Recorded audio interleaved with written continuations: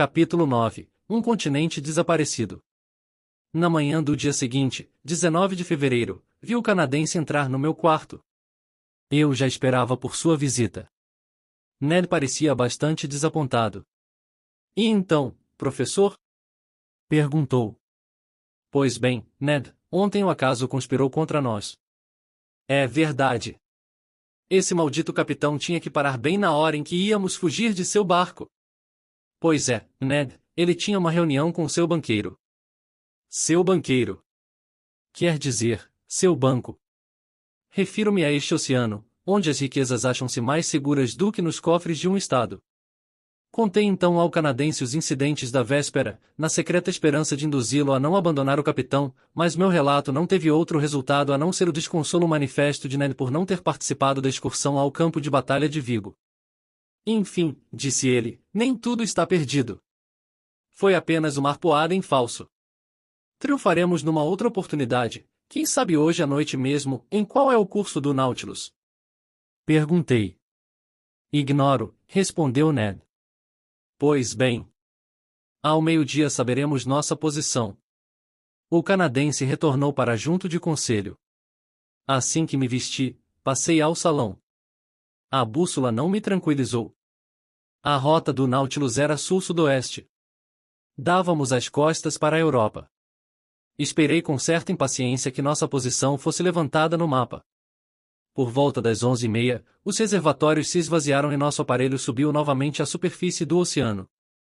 Corri até a plataforma, onde encontrei Ned Land. Não se via terra. Era tudo imenso mar. Algumas velas no horizonte, daquelas que provavelmente vão até o Cabo São Roque buscar os ventos propícios para dobrar o Cabo da Boa Esperança. O céu estava nublado. Armava-se uma ventania. Ned, vociferando, tentava perscrutar o horizonte nevoado, na esperança de que, por trás de todas aquelas nuvens, se estendesse a terra tão desejada. Ao meio-dia, o sol mostrou-se por um instante e o imediato aproveitou a estiagem para medir sua altura. Em seguida, com o mar encrespando-se, descemos novamente e a escotilha foi fechada. Uma hora depois, verifiquei que a posição do Nautilus no mapa era 16 graus 17 de longitude e 33 graus 22 de latitude, a 150 léguas da costa mais próxima. Não havia como pensar em fugir, e permito-me passar em branco os furores do canadense quando lhe comuniquei nossa situação. De minha parte, não lamentava muito. Aliviado do fardo que me pesava, pude voltar aos meus estudos rotineiros com uma espécie de calma relativa.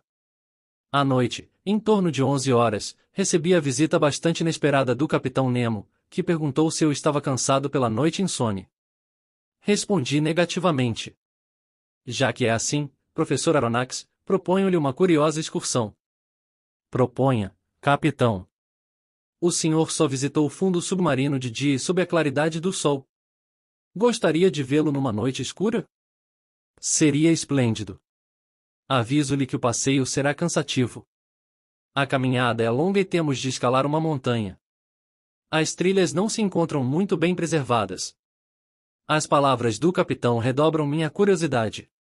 Estou pronto a segui-lo. Venha então, professor, vamos vestir nossos escafandros. Ao chegar ao vestiário, percebi que nem meus companheiros, nem nenhum homem da tripulação iriam nos acompanhar na excursão. O capitão Nemo sequer me sugerira convidar Ned ao conselho. Em poucos instantes, vestimos nossos aparelhos e instalamos nas costas os reservatórios de ar. Não vendo as lanternas elétricas, interpelei o capitão. Elas seriam inúteis, foi sua resposta. Julguei ter escutado mal, mas não pude reiterar minha observação, pois a cabeça do capitão já desaparecera dentro de sua cápsula metálica. Terminei de me equipar, senti que punham em minha mão um cajado rebitado e, dali a poucos minutos, após a manobra de praxe, pisávamos o fundo do Atlântico a uma profundidade de 300 metros. Aproximava-se a meia-noite. As águas estavam profundamente escuras, mas o capitão Nemo apontou-me ao longe um ponto avermelhado, um intenso fulgor, que brilhava a aproximadamente 2 milhas do Nautilus. O que era aquele fogo? Que substâncias o alimentavam? Por que e como se revigorava na massa líquida? Eu não poderia dizê-lo. Em todo caso, iluminava-nos, vagamente é verdade, mas logo me acostumei àquelas trevas peculiares e compreendi, então, a inutilidade dos aparelhos Ruhmkorff.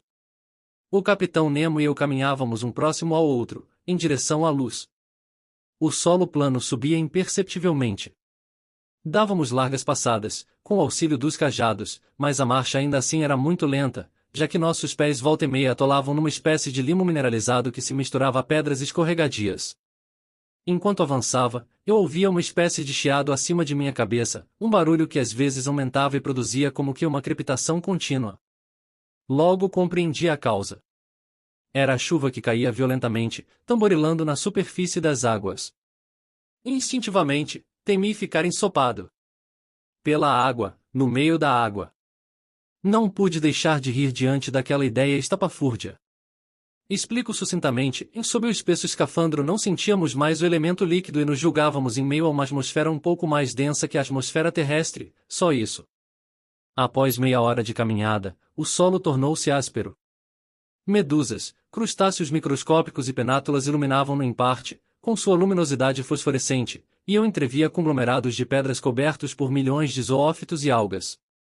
Eu não parava de escorregar nos viscosos tapetes de sargassos, e sem meu cajado rebitado, teria caído mais de uma vez. Ao me voltar, avistei ao longe o farol esbranquiçado do Nautilus, começando a empalidecer na distância. Os blocos minerais que acabo de mencionar distribuíam-se no fundo oceânico segundo certa regularidade que eu não conseguia explicar. O que eu via eram gigantescos sulcos perdendo-se na escuridão remota e cujo comprimento furtava-se a qualquer estimativa. Surgiam outras particularidades, pouco admissíveis. Parecia-me que minhas pesadas solas de chumbo trituravam e rachavam uma camada de ossadas. O que era então a vasta planície que eu percorria daquela forma? Tive ímpetos de interrogar o capitão, mas sua linguagem de sinais, que lhe permitia conversar com os colegas quando estes o acompanhavam em excursões submarinas, continuava incompreensível para mim. Enquanto isso, a luz avermelhada que nos servia de guia aumentava, inflamando o horizonte. A presença daquele foco de luz sob as águas me intrigava mais do que tudo. Seria alguma influência elétrica que se manifestava? Estaria eu indo ao encontro de um fenômeno natural ainda desconhecido dos cientistas da Terra?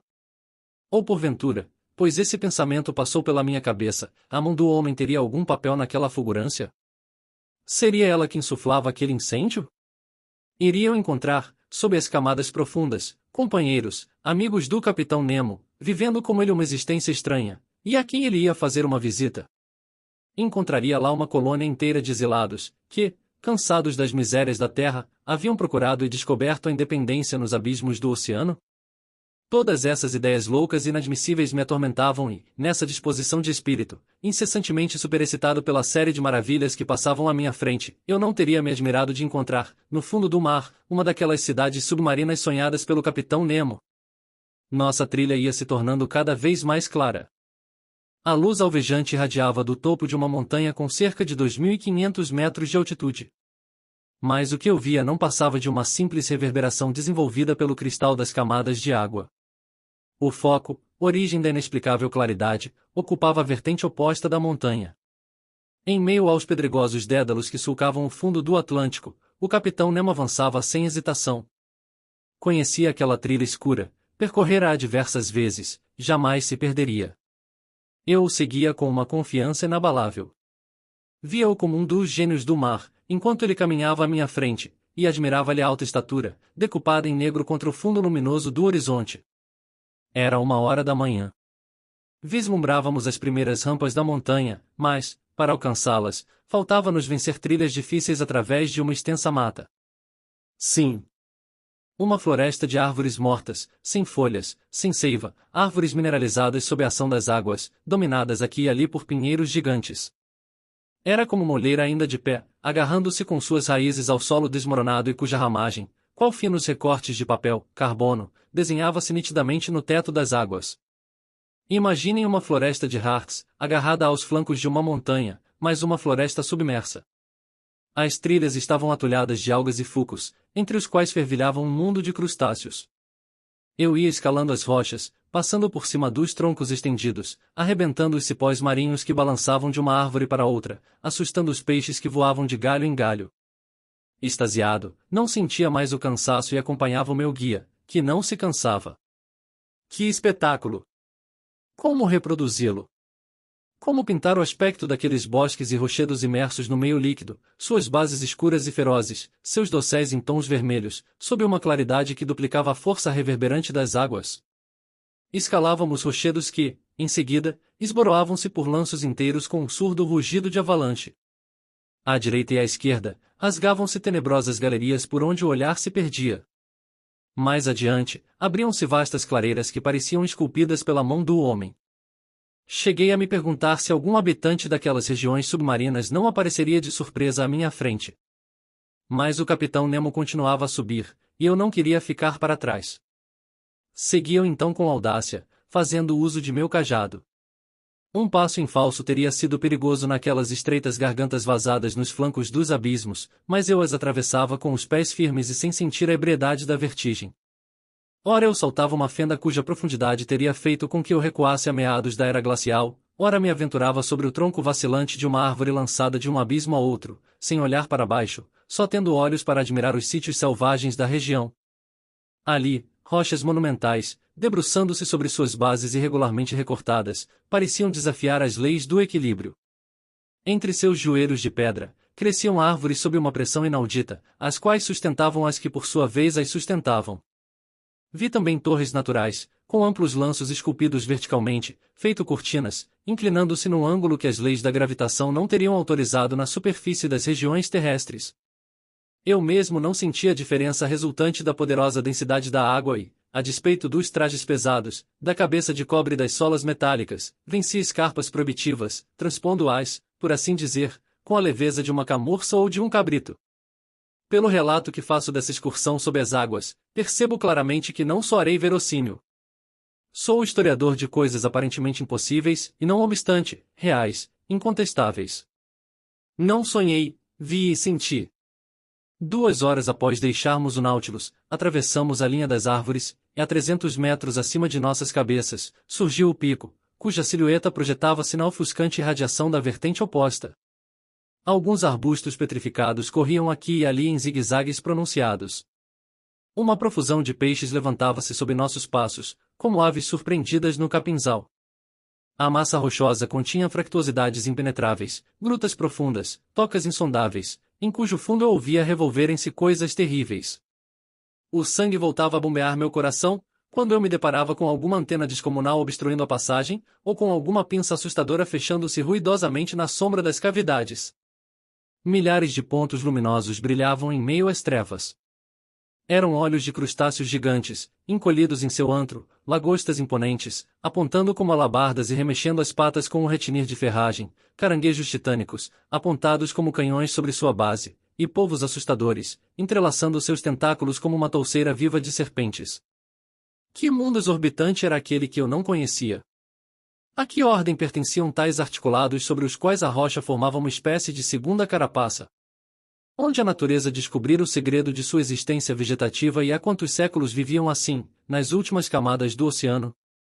Mas eu não podia parar. O capitão Nemo, familiarizado com os terríveis animais, simplesmente ignorava-os. Chegáramos a um primeiro platô, onde outras surpresas nos aguardavam. Desenhavam-se ali pitorescas ruínas, que denunciavam a mão do homem, e não mais a do Criador. Eram vastos blocos de pedras em meio aos quais era possível distinguir formas difusas de castelos e templos, revestidos por um mundo de zoófitos em flor, cujo espesso manto vegetal era formado, em vez de era, por algas e fucos. Mas que porção do globo engolida pelos cataclismos era aquela? Quem dispusera aquelas rochas e pedras como dólmens dos tempos pré-históricos? Onde eu estava? Para onde me arrastara a fantasia do capitão Nemo?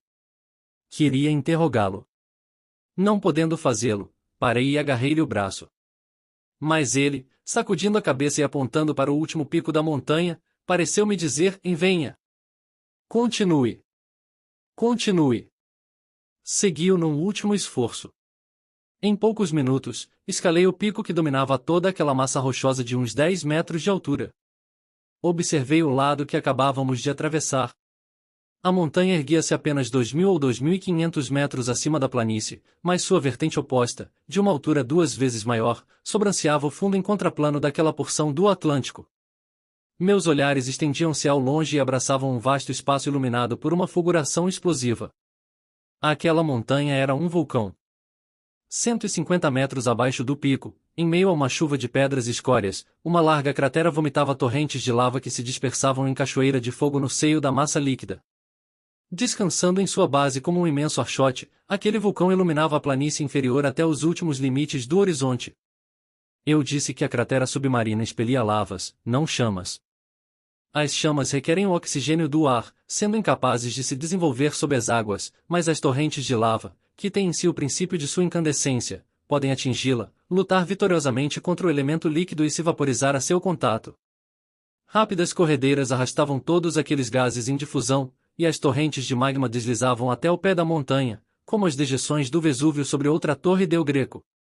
Com efeito, ali, diante de meus olhos, em ruínas, erodida, desmoronada, surgia uma cidade morta, com seus telhados desabados, seus templos tombados, seus arcos desarticulados, suas colunas jazendo no solo, onde ainda era possível perceber as sólidas proporções de uma espécie de arquitetura toscana.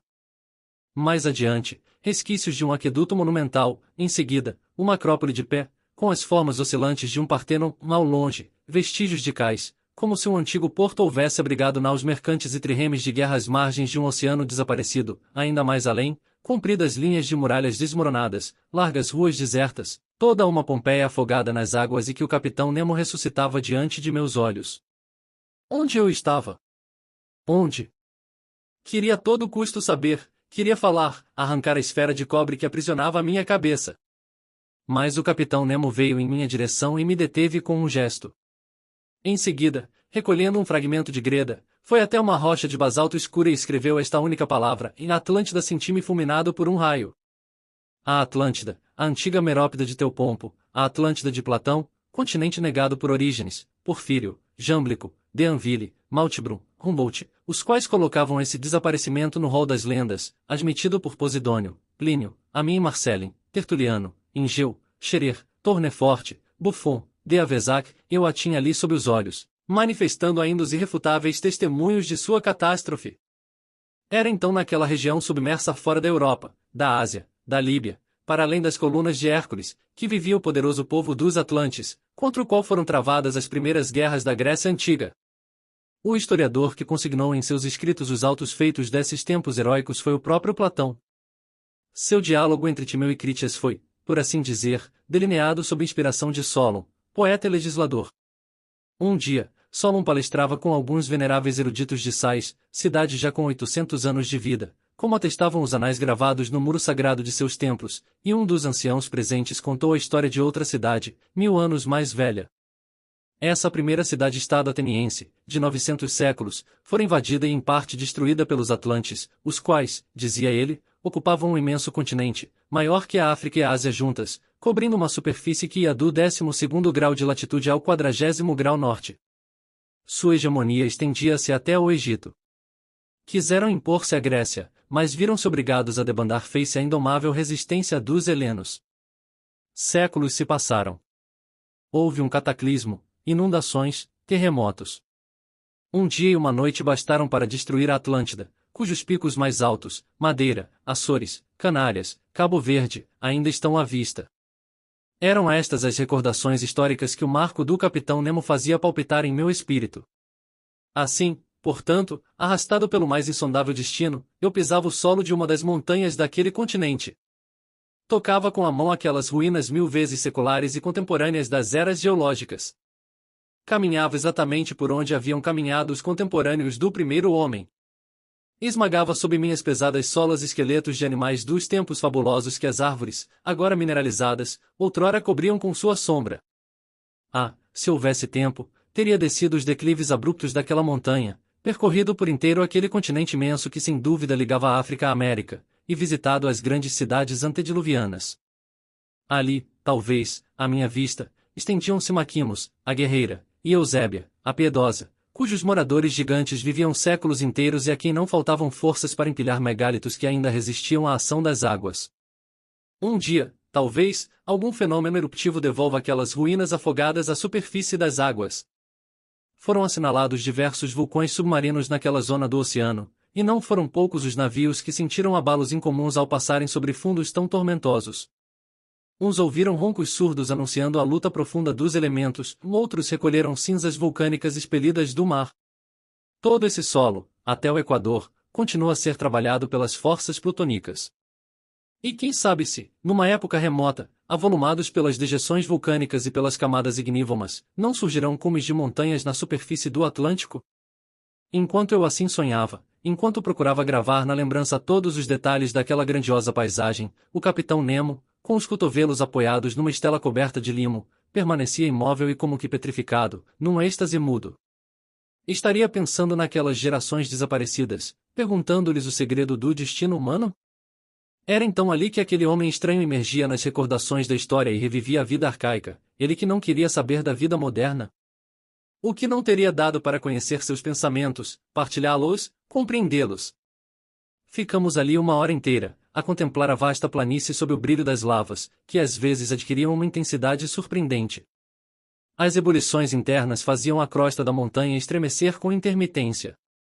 Estrépitos profundos, nitidamente transmitidos por aquele meio líquido, repercutiam com majestosa amplidão. Naquele momento, a lua mostrou-se por um instante através da massa líquida, lançando alguns pálidos raios sobre o continente tragado. Foi apenas um relâmpago, mas de um efeito indescritível. O capitão pôs-se de pé, dirigiu um último olhar para aquela imensa planície e, depois, com a mão, fez-me sinal para segui-lo. Descemos rapidamente a montanha. Uma vez percorrida a floresta mineral, avistei o farol do Nautilus reluzindo como uma estrela. O capitão seguiu em linha reta até ele e voltamos a bordo quando os primeiros tons da aurora alvejavam a superfície do oceano.